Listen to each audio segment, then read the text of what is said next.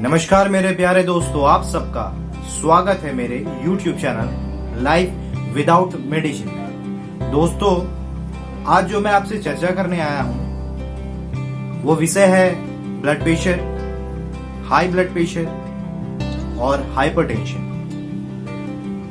High blood pressure होता क्या है, चलिए आज जानते हैं इसके कारण, लक्षण और उपाय। आपने देखा होगा आपके आसपास हाई ब्लड प्रेशर की समस्या झेल रहे कई लोग मिल जाएंगे, लेकिन क्या आप जानते हैं कि हाई ब्लड प्रेशर क्यों होता है? जब आपका ब्लड प्रेशर अस्वस्थ स्तर तक पहुंच जाता है तो उसे कहते हैं हाई ब्लड प्रेशर या हाइपरटेंशन। आपकी रक्त धमनियों से रक्त के गुजरने के प्रवाह और ब्लड को पंप करने के लिए दिल द्वारा लगाई जा रही ताकत के आधार पर ब्लड प्रेशर यानी रक्तचाप के स्तर का निर्धारण होता है। आपकी रक्त धमनियां जितनी पतली या जितनी सिकुड़ी होगी, उतना ही आपके दिल को ब्लड पंप करके आगे फेंकने में ताकत लगानी पड़ेगी और आपका ब्लड प्रेशर उतना ही ज्यादा होगा। आपको बताते चलूं कि लंबे समय तक हाई ब्लड प्रेशर रहने से हार्ट डिजीज की जो समस्या है वो हो सकती है। इसके साथ और भी अन्य बीमारियां हो सकती है। हाई ब्लड प्रेशर को जितनी जल्दी पहचान कर और इसको कंट्रोल करके कदम उठाया जाए, ट्रीटमेंट किया जाए और परहेज रखा जाए, उतना पेशेंट के लिए अच्छा होता है। तो हाई ब्लड प्रेशर के कारण क्या है, चलिए आज हम उसके बारे में पहले चर्चा कर लें। हाई ब्लड प्रेशर का कारण उसके प्रकार पर निर्भर करता है। हाई ब्लड प्रेशर नॉर्मली दो तरह के होते हैं। एक होता है प्राथमिक उच्च रक्तचाप या उसे कह सकते हैं प्राइमरी हाइपरटेंशन, और दूसरा होता है सेकेंडरी हाइपरटेंशन यानी कि माध्यमिक उच्च रक्तचाप। तो जानते हैं कि यह क्यों होता है। तो प्राइमरी हाइपरटेंशन के क्या कारण है और क्यों होता है? कुछ लोगों को अपने माता पिता के द्वारा या फिर फैमिली मेंबर्स के द्वारा जो होते हैं, जेनेटिक अनुवांशिक जिसको कह सकते हैं, उनके कारण हो सकता है। यह समस्या जीन के म्यूटेशन या जीन के असामान्यता के कारण होती है। दूसरा रीजन यह है कि बढ़ती उम्र के कारण शरीर में होने वाले जो बदलाव होते हैं उसके कारण भी हाई ब्लड प्रेशर की जो समस्या है वो हो सकती है। उदाहरण के लिए ले सकते हैं कि उम्र बढ़ने के कारण किडनी की कार्य क्षमता कम होने से शरीर में नमक और तरल पदार्थ जो होता है उसका इम्बैलेंस होता है, जिसके कारण हाई ब्लड प्रेशर की समस्या उत्पन्न हो सकती है। दूसरा चीज है कि ओबेसिटी, मोटापा, या फिर लोगों का लाइफ स्टाइल, शारीरिक एक्सरसाइज जो होता है, फिजिकली एक्सरसाइज, वो ना के बराबर होने के कारण भी हाई ब्लड प्रेशर की समस्या जो होती है वो उत्पन्न हो सकती है। दूसरी चीज है कि सेकेंडरी हाइपरटेंशन क्या होती है, माध्यमिक हाइपरटेंशन। तो चलिए जानते हैं। सेकेंडरी हाइपरटेंशन होने के जो मुख्य कारण है वो नॉर्मली किडनी की बीमारी हो सकती है। मैक्सिमम अल्कोहल कंजप्शन अगर जो लोग करते हैं उनको होती है। जिनको नींद की समस्या है, नींद नहीं आती है प्रॉपर वे में, उनको होती है। या फिर थायराइड की प्रॉब्लम है जिनको, उनको भी हाई ब्लड प्रेशर की समस्या होती है। एड्रेनल ग्लैंड और भी बहुत सारे रीजन होते हैं जिसके कारण जो है हाई ब्लड प्रेशर या हाइपरटेंशन की प्रॉब्लम्स होती है। हाई ब्लड प्रेशर को आमतौर पर एक साइलेंट डिजीज कहा जाता है, क्योंकि शुरुआत में इसके लक्षण दिखने बहुत ही मुश्किल होते हैं, लेकिन फिर भी यह दिमाग, दिल, आंख और किडनी जैसे महत्वपूर्ण बॉडी ऑर्गन्स पर बुरा असर डालते हैं। इसके कारण जो लक्षण दिखाई देते हैं वो समस्या के कारण भी दिखाई दे सकते हैं, जैसे आपका सांस लेने में तकलीफ या फिर सांस फूलना, ये एक प्रॉब्लम हो सकती है।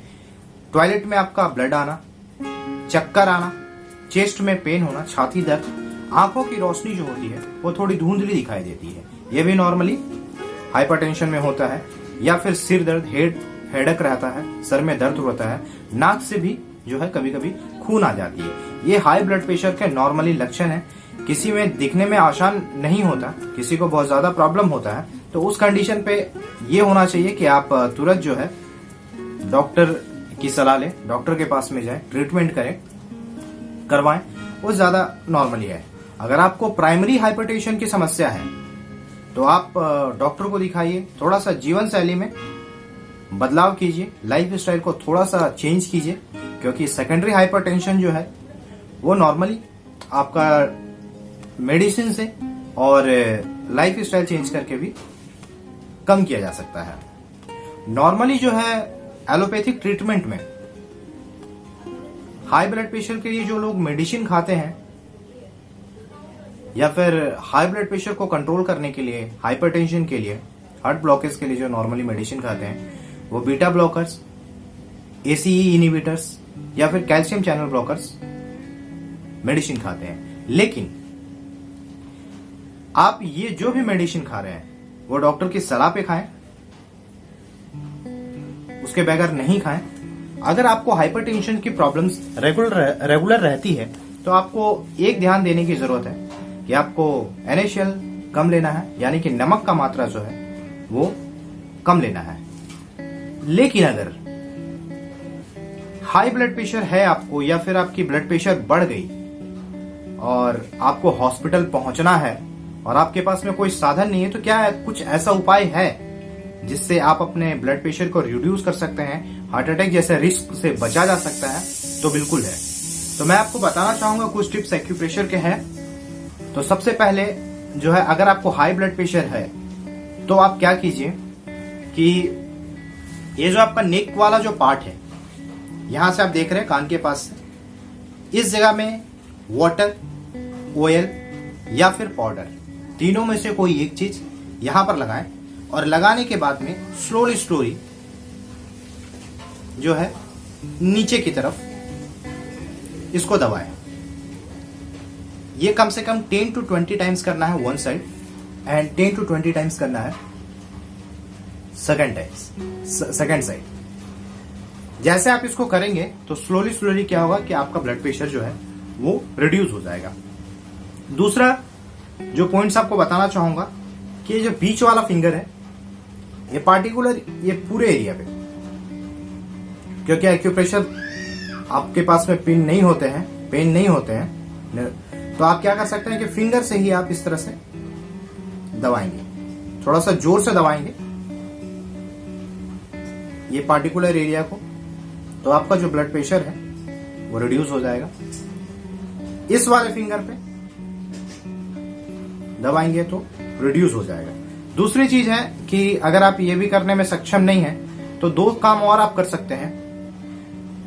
एक, या तो सबसे चिल्ड पानी, सबसे ठंडा पानी आप हाथ और पैर दोनों उसमें डुबा के रखेंगे तो आपका ब्लड प्रेशर जो है वो रिड्यूस हो जाएगा 10 मिनट में। अगर ठंडे पानी नहीं है तो गर्म वाटर भी आप यूज कर सकते हैं। दोनों हाथ पैर डुबा के रखेंगे तो नॉर्मली सा बात है कि स्वेटिंग जब होगा तो ब्लड प्रेशर आपका रिड्यूस हो जाएगा। एक चीज और है कि बहुत सारे लोग ऐसे होते हैं जिनको हाई ब्लड प्रेशर की समस्या होती है, कभी वो बैठे रहते हैं, सडन उठते हैं, उनको जो है चक्कर आना शुरू हो जाता है और वो गिर जाते हैं। तो उस कंडीशन में आपको अगर ऐसा फील हो रहा है कि हाँ मेरा ब्लड प्रेशर इंक्रीज हो रहा है और आपको प्रॉब्लम क्रिएट हो रहा है और आप कुछ नहीं कर पा रहे हैं, तो आपको सिर्फ इतना काम करना है कि आप जो बेड है, बेड पे लेट जाए और कोशिश करें कि एक लेग जो है आपका वो फर्श पे होना चाहिए, मतलब पूरे पक्के पे होना चाहिए, खाली पैर होना चाहिए, तो उससे भी आपका जो है ब्लड प्रेशर वो रिड्यूस होगा। तो दोस्तों, थोड़ा सा लाइफ स्टाइल चेंज करके, डॉक्टर की सलाह से, मेडिसिन से और खान पान पे ध्यान दे करके आप अपने ब्लड प्रेशर को रिड्यूस कर सकते हैं। दोस्तों, अगर आपको मेरी ये जानकारी पसंद आए तो कृपया मेरे चैनल को सब्सक्राइब करें, मेरे वीडियो को लाइक करें और शेयर करें। मैं आपके लिए और भी हेल्थ की बहुत सारी टिप्स लाता रहूंगा। तब तक के लिए मैं आपसे विदा चाहता हूं। धन्यवाद। जय हिंद।